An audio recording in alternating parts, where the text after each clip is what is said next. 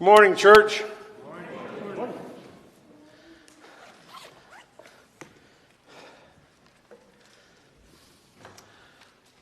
Well, as I look out there today, I see some faces that I'm glad to see. Miss Rebecca, very glad to see you here.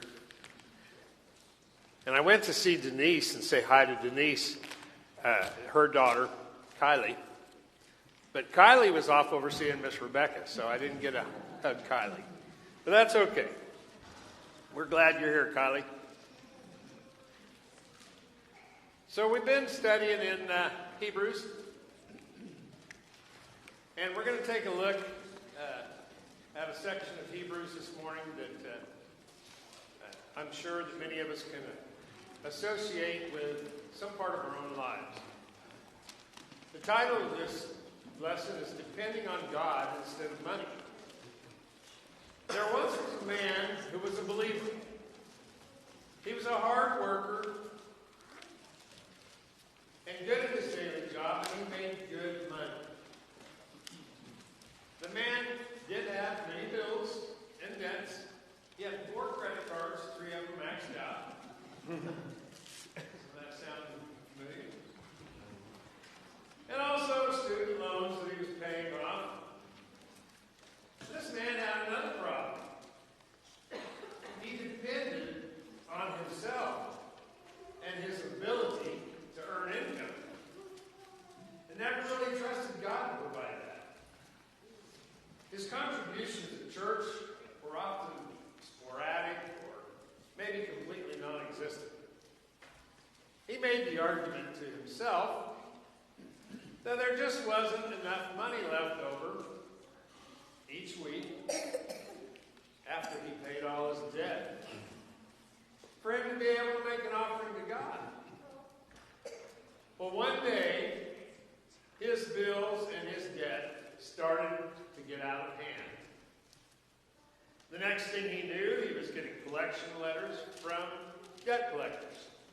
Then his landlord informed him he was being evicted. Suddenly, the good pay that he made wasn't enough. Let's examine this man using some of the things you're probably already thinking in your heads. Where did he go wrong? Well, obviously, he had too much debt. On top of college loans and 4 credit cards, 3 being maxed out, he probably owned a lot of junk he didn't need. Although, another thought you might have, he was a poor planner. You can't spend more money than you have and expect to pay the rent. And another, he was obviously irresponsible with his money, or he wouldn't be in this fix. His giving to the Lord, practically non-existent. The list of his failures go on, but his biggest failure was placing his trust in his paycheck instead of relying on God to provide.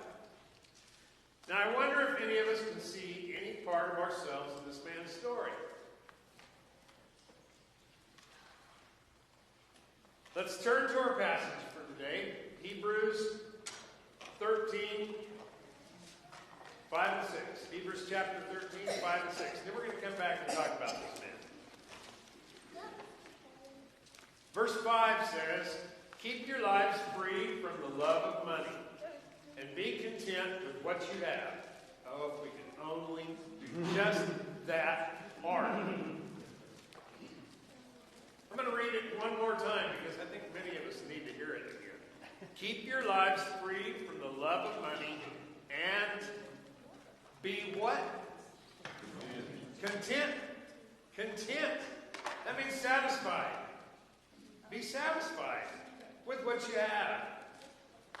You don't need more. Be satisfied, be content with what you have because God has said, and here's the why we are to be content. Never will I leave you. Never will I forsake you.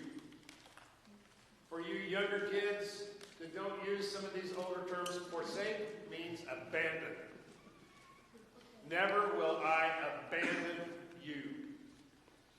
Verse 6, so we say with confidence, the Lord is my helper. I will not be afraid. What can mere mortals do to me? Now the writer is referring back to a couple of passages in the Old Testament. Yes, we're going to look at them. First is Deuteronomy chapter 31, and we're going to read verses 1 through 6. Then Moses went out and spoke these words to all Israel. I am now 120 years old, and I am no longer able to lead you. The Lord has said to me, you shall not cross the Jordan. The Lord your God himself will cross ahead of you. He will destroy these nations before you. You will take possession of their land. Joshua also will cross over ahead of you, as the Lord said. And the Lord will do to them what he did to Sihon and Og, the kings of the Amorites, whom he destroyed along with their land. The Lord will deliver them to you, and you must do to them all I have commanded you to do. Be strong and courageous. Do not be afraid or terrified of them, for the Lord goes with you. He will never leave you nor forsake you. Psalms is the other passage that was referenced in Hebrews. Psalms 118, verses 6 and 7. The Lord is with me. I will not be afraid. What can mere mortals do to me? The Lord is with me. He is my helper. I look in triumph on my enemies.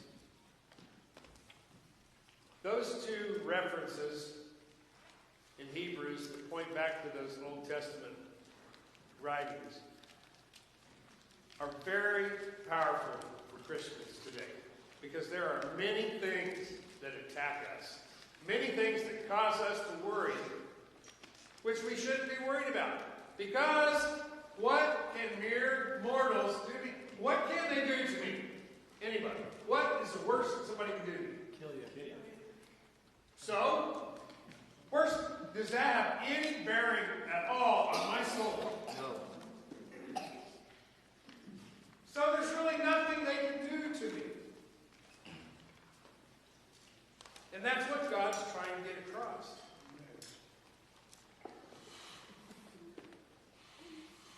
Let's look at some of the points he's making in Hebrews. Who are you relying on? Is God your refuge? Is he your shelter?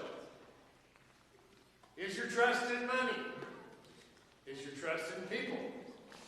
Or is your trust and reliance on God? Each of us can probably relate in some aspect to the man's story that we looked at earlier. If we were to give this man with debt problems some constructive advice, what might we say? How about this? First, you can't blame God for your bad choices. Right? I'm going to say that again because I didn't hear much. You cannot blame God for your bad choices. Amen. Thank you. You made them, own them. They're yours. Second, you should never, ever base your giving on what is left over after you pay your bills. Giving is based on first fruits, the best of the harvest, not what's left over, table scraps that you might toss to the dog. And that's what you're really saying to the Lord.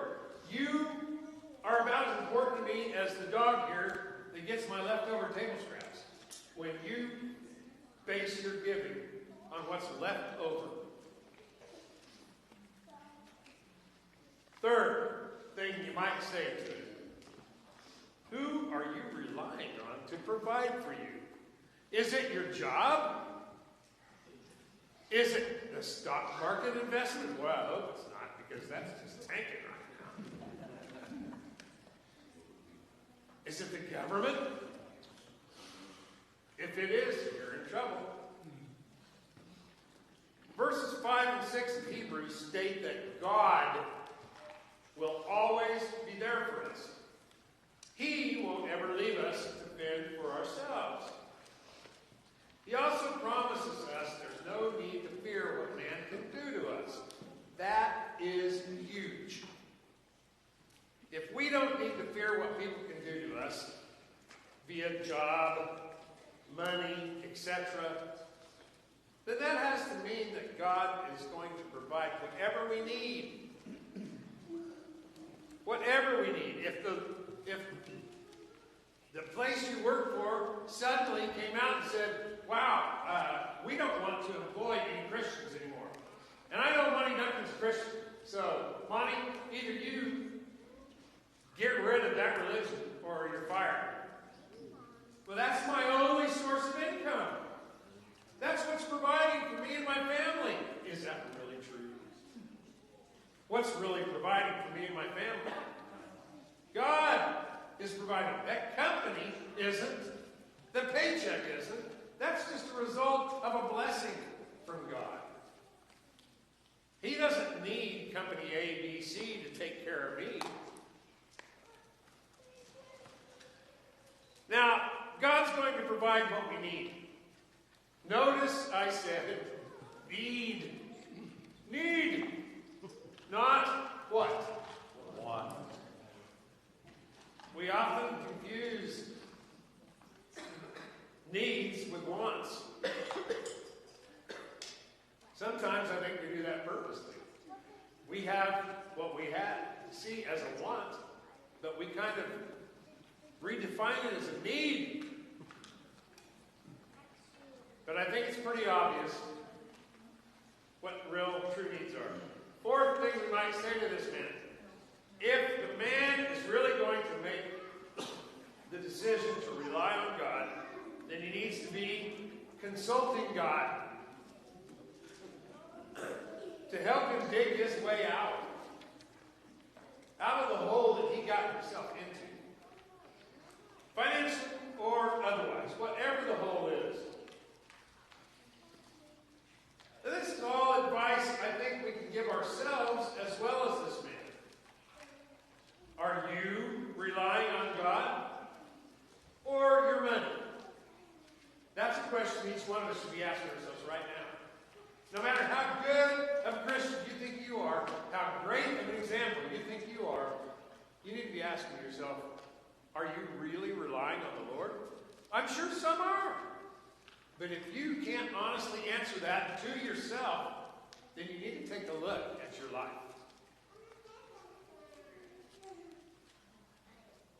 So maybe some of you have financial issues.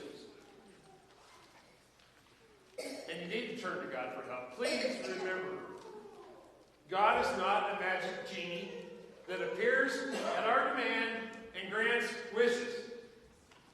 We don't get him to magically erase all of our bad decisions. We have to own those. Now, God's going to help us. But there are consequences for making a bad decision. And if God magically erased it all, how many of us would learn? See, that's why he does it. Because he wants us to learn from our mistakes. Yes, he wants us to rely on him. He wants us to come and beg him for help. But he wants us to learn so we don't do it over and over and over. What we can expect from God is his help. He promised us he would never abandon us. If we change how we think, if we turn first to the Lord when problems arise, and they are going to, they're going to arise. There's nothing you can do. Problems are going to hit you because you live in an imperfect, sinful world. So, knowing that, knowing the problems are going to hit, turn first to the Lord. If we do that, He will provide the help and guidance we need. He never said, I will make you feel wonderful and you'll never feel any pain. He did not promise that. He promised us He wouldn't abandon us, that He would help us through it. Again, this is guidance that we need, so note that word, need. Not things that we want, but things that we need. Now don't be surprised if your life is in a mess and you don't seem to be getting help from God. It's probably because you're not asking Him. You're not relying on Him to help you. If you ask for help, God has no reason to not help you. Now, as I said before, He's not going to magically erase all your consequences, but He will help. You just have to ask. Why do I know this is true? Because God promised it. God doesn't break promises like you and I do.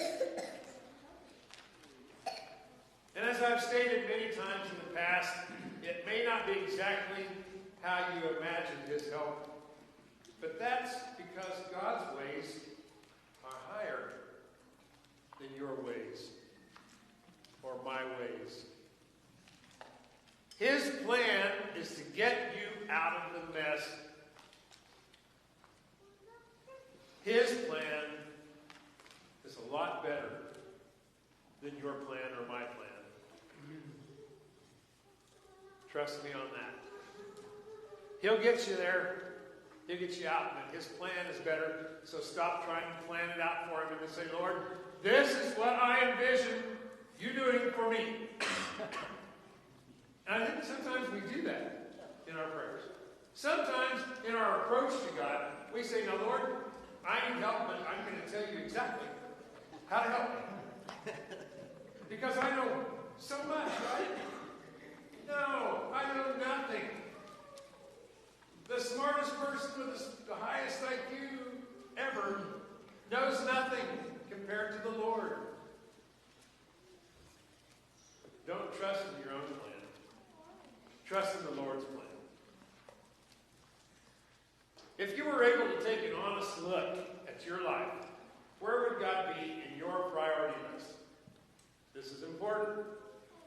Is He your first line of defense? Or do you treat Him as your last resort?